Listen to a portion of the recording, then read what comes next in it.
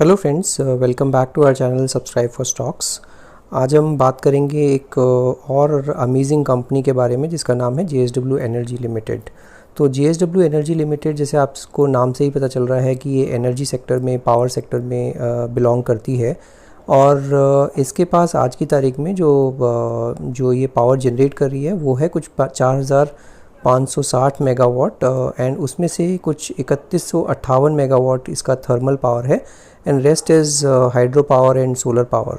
तो जो JSW energy है उसका मेन फोकस आज की तारीख में अभी अगर आप देखेंगे तो थर्मल पावर है, which is like non renewable energy. But going forward इस कंपनी का जो फोकस रहने वाला है, जो कि कंपनी का फोकस है रिन्यूएबल पावर में फोरे करना और उसको बढ़ाना।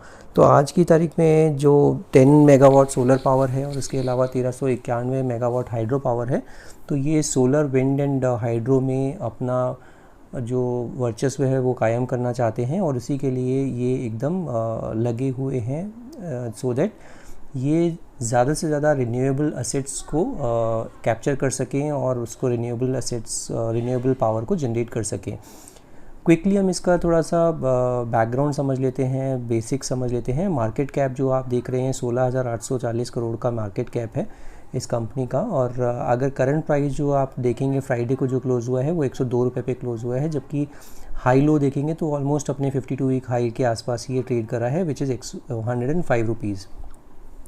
स्टॉक का पी देखेंगे तो प्राइस अर्निंग रेशियो भी अच्छा है 21 के आसपास, और बुक वैल्यू देखते हैं तो 79। तो अगर आप देखेंगे बुक वैल्यू के हिसाब से तो ये प्राइस टू बुक जो है 1.29 टाइम्स ही है, तो बहुत ही अच्छे वैल्यूएशन पे ये कंपनी अभी भी अवेलेबल है। डिविडेंड यील्ड भी 0.98% है, बहुत ग्रेट नहीं है बट ठीक है, 1% के आसपास का डिविडेंड यील्ड इसमें निकल के आता है। ROCE जो है 9.5% है, ROE 8.74% है। आपको कम लग सकता है बट जो पावर जनरेटिंग कंपनीज़ हैं उनका ROCE इतना होना भी काफ़ी अच्छा माना जाता है। इसमें अगर आप इंडस्ट्री का PE देखते हैं तो 19.3 है, जबकि स्टॉक का PE अभी भी 21.1 है। प्रमोटर की होल्डिंग आप देखेंगे तो ज़बरदस्त 75% के आसपास का जो कैप है वो उसमें ऑलरेडी ये होल्ड करती है प्रमोटर। प्लेज परसेंटेज आपको ज़रूर इसमें दिख सकता है कि 25% के आसपास का प्लेज परसेंटेज है, बट इसको भी अभी कंपनी ने लास्ट क्वार्टर में ही अपना प्लेज परसेंटेज रिड्यूस किया है। डेट टू इक्विटी देखते हैं तो डेट टू इक्विटी बिल्कुल डेट फ्री कंपनी है। अगर आप रिज़र्व्स की बात करते हैं तो ज़बरदस्त 11,395 करोड़ के रिज़र्व्स इनके पास ऑलरेडी है, तो आप देख सकते हैं कि रिज़र्व बहुत ज़बरदस्त हैं। EPS भी इसका जो अर्निंग पर शेयर है 4.85 रुपीज़ के आसपास है। Now let's see and compare this company with other power distribution और power generating companies। तो अगर आप देखेंगे तो इसमें जो कंपनी आप देख रहे हैं वो देख सकते हैं अदानी ग्रीन, जिसका कि आपको दिखेगा प्राइस अर्निंग रेशियो वो बहुत ही ज़बरदस्त है 560 के आसपास, जो कि डिफ़िकल्ट हो जाता है at times to sustain and logically explain कि ये प्राइस इतना ज़्यादा है as compared to earning. Market cap भी आप देखते हैं तो 1,64,000 करोड़ का मार्केट कैप है, और बट इसका ROCE JSW एनर्जी से भी कम है। अगर JSW एनर्जी का ROCE देखते हैं 9.5 है, इसका 8.23% ही है। डेट टू इक्विटी देखेंगे तो वो भी काफ़ी ज़्यादा है 9.16, जबकि इसका डेट टू इक्विटी देखते हैं तो 0.6% है, which is very very nominal and debt free sort of company. Current market price अगर देखते हैं तो प्राइस टू बुक वैल्यू देखेंगे तो 76 टाइम्स है, जो कि बहुत ही ज़्यादा है। और EPS देखते हैं तो EPS 1 रुपये 31 पैसे का EPS निकल के आ रहा है अदानी ग्रीन में। इसी तरह से अदानी ट्रांसमिशन में भी आप देखेंगे तो ROCE अच्छा है, but debt to equity 2.86 times है और प्राइस टू बुक वैल्यू भी कुछ 14 टाइम्स के आसपास है।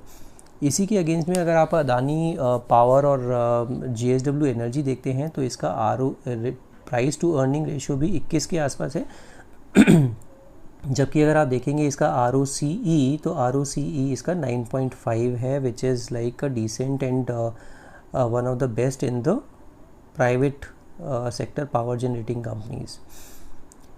इसका अगर डेट टू इक्विटी देखते हैं तो डेट टू इक्विटी भी इसका सबसे कम है in all these kind of companies. और अगर आपको दिखेगा तो प्राइस टू बुक वैल्यू दिखते हैं तो 1.29 टाइम्स ही है, जो कि बहुत ही कम है और बहुत ही रीज़नेबल वैल्यूएशन पे मिल रहा है। इसी का अगर आप ईपीएस देखते हैं तो ईपीएस भी आपको दिखेगा कि ईपीएस भी 4.85 रुपीज़ है, जो कि काफ़ी डिसेंट है। अदानी ग्रीन को अगर देखते हैं या अदानी ट्रांसमिशन को देखते हैं तो उस पर्सपेक्टिव से काफ़ी अच्छे से पॉइज्ड है अर्निंग पर शेयर। मैं पावर ग्रिड से इसलिए कंपेयर नहीं करना चाहता क्योंकि ये प्राइवेट कंपनी और गवर्नमेंट कंपनी है, इसी वजह से मेरा कंपैरिजन इनके साथ है। तो बहुत ही रीज़नेबल वैल्यूएशन पे ये अवेलेबल है। अगर आप इसका दिसंबर क्वार्टर भी देखते हैं तो दिसंबर क्वार्टर में भी सेल्स नंबर्स ऑलमोस्ट फिर से अपवर्ड ट्रजेक्टरी पे चले गए हैं। रीज़न आपको अगर दिख रहा होगा कि अभी थोड़ा सा कम दिख रहा है बिकॉज 1939 करोड़ सितंबर में था, उससे पहले 1800 करोड़ था, उसके 1600 करोड़ आया। तो due to pandemic lot of things have gone haywire and this company is no different. इसका अगर प्रॉफिट एंड लॉस देखेंगे तो प्रॉफिट एंड लॉस में भी अगर आपको दिखेगा 2019 में इसका 9138 करोड़ था एंड जो अब बढ़कर 8273 करोड़ हो गया है। और ट्रेलिंग 12 मंथ्स में आपको पता है बिकॉज ऑफ कोविड ये काफ़ी ज़्यादा इम्पैक्ट हुआ है पावर सेक्टर को भी। हाउएवर इसमें ग्रीन जो सिल्वर लाइनिंग है इस कंपनी में वो ये है कि इनका फोकस अब ये लोग शिफ्ट कर रहे हैं from the traditional power generation to renewable power sector, renewable power generation side of it, जो कि आपको पता है सोलर है, विंड है, हाइड्रो पावर है, वहाँ पर ये ज़्यादा फोकस कर रहे हैं और उस वजह से इनको आने वाले टाइम में काफ़ी अच्छा इजाफा देखने को मिलेगा। इनके पास रिज़र्व्स आप देख सकते हैं, रिज़र्व्स काफ़ी कंसिस्टेंटली बढ़ते जा रहे हैं। 4000 करोड़ से बढ़ के आज की तारीख में इनके पास 11,395 करोड़ के रिज़र्व्स इनके पास ऑलरेडी हैं। और अगर आप देखेंगे तो बोरोइंग्स भी इन्होंने अपनी कम की है। अगर आप देखते हैं 14,000 करोड़ तक पहुंच गया था, 14,500 करोड़ का, अभी 7,807 करोड़ का ही सिर्फ इनके पास बोरोइंग्स हैं। तो which is a good thing कि अपना डेट कम कर रहे हैं और उस वजह से इनका अल्टीमेटली प्रॉफिटेबिलिटी बढ़ेगी आने वाले टाइम में। अब हम क्विकली इसके अगर शेयर होल्डिंग पैटर्न के बारे में बात करते हैं तो शेयर होल्डिंग पैटर्न आप देख सकते हैं, प्रोमोटर की शेयर होल्डिंग एकदम इंटैक्ट है। एफआईज ने ज़रूर अपनी शेयर होल्डिंग थोड़ी सी कम की है ऑफ लेट। डीआईआईज ने अपनी शेयर होल्डिंग बढ़ाई है मार्च 2021 में। और इसके अलावा आप पब्लिक शेयर होल्डिंग देखेंगे तो इसमें फ्लोटिंग स्टॉक्स बहुत ही कम हैं, 12.5% के आसपास सिर्फ फ्लोटिंग स्टॉक है इस कंपनी में। अब हम क्विकली इसके चार्ट्स पर देखते हैं कि कहाँ पर ये पॉइज्ड है और हमें क्या। अब मैंने आपके सामने ये लगा दिया है वीकली चार्ट, तो मैं इसको थोड़ा लॉन्ग टर्म के नज़रिए से आपको बताना चाहता हूँ, इसलिए मैं आपको ये वीकली चार्ट पे ये दिखा रहा हूँ।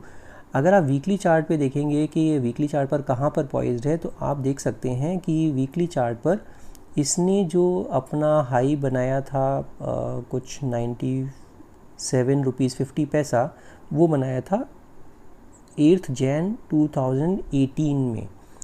2018 के बाद इसने ये प्राइस कभी छुआ नहीं है और कंसिस्टेंटली ये नीचे गिरता गया और यहाँ पर आके इसने अपना एक बॉटम बनाया, जो कि बॉटम के साथ साथ एक चीज़ और इसमें आपको दिखेगी, वो मैं आपको दिखाता हूँ। वो है जो मैं आपको काफ़ी बार बताता हूँ कि किस तरह के पैटर्न्स बनते हैं, वो आप देख सकते हैं। यहाँ पर एक हैमर पैटर्न बना जो कि ट्रेंड रिवर्सल पैटर्न बोला जाता है और उसी वजह से आप देखेंगे पूरा जो ट्रेंड था इतने टाइम पुराना, यहाँ से गिरता यहाँ पर आया, उसको निगेट करके इसने अपनी अपवर्ड जर्नी स्टार्ट की और पीछे मुड़कर नहीं देखा।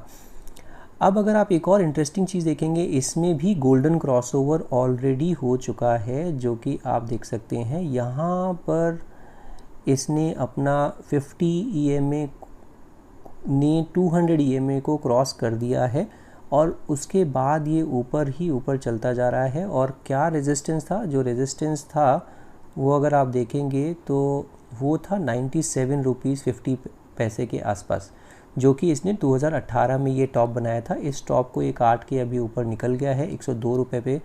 और अगर आप देखें इसको, अब नेक्स्ट पड़ाव क्या है इसका, तो नेक्स्ट पड़ाव इसका आता है ये जो रेजिस्टेंस है इसका, ये जो रेजिस्टेंस है which is around 125 rupees.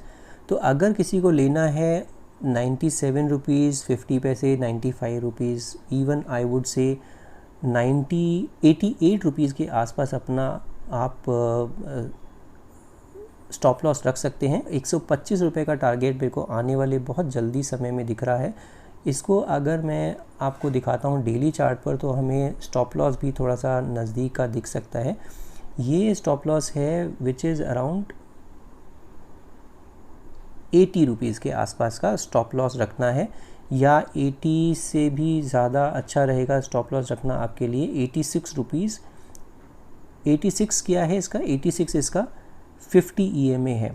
50 EMA को आप स्टॉप लॉस मानकर रख सकते हैं, बिकॉज इसने जब भी ये नीचे गिरा है इसने 50 EMA पर सपोर्ट लिया है। आप यहाँ पर देखेंगे तो भी 50 EMA पर लिया है इसने सपोर्ट, यहाँ पर भी इसने 50 EMA पर सपोर्ट लिया, और अभी तो इसको बिल्कुल ऊपर ही चलता जा रहा है। सो 86 रुपीज़ पे स्टॉप लॉस रखकर 125 रुपीज़ के लिए आप इसमें बने रह सकते हैं। और अगर किसी भी बुरे समय पर ये 97 रुपीज़ के आसपास मिलता है तो एक्यूमुलेट कीजिए इस शेयर को। So this is it for today's video. I hope you enjoyed my video. If in case you haven't subscribed my channel as yet, do subscribe my channel and encourage me by giving me a thumbs up, and we'll see you in the next video. Thank you so much for watching this video.